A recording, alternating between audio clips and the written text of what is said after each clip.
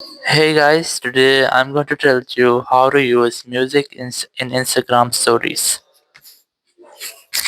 If you are using Instagram and you want to use or add music to your Instagram stories, let's see how can you do that. You just have to simply open your Instagram app and here just tap on your story or the plus option under the story here.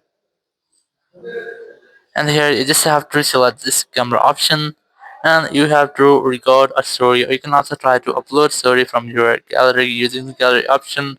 Just select the story which you want to add or which you want to share. Once you have selected, just select the music or the audio option here, and here just select the music which you want to set. Let's say I'm going to select this one. Once you have selected, just tap on this next option. So your story's music will be set it up. You can crop or trim your story music if you want to. Just tap on done. Once you have done, just tap on your story, and your story will be shared with your music. So in this way, you can easily use music and Instagram stories.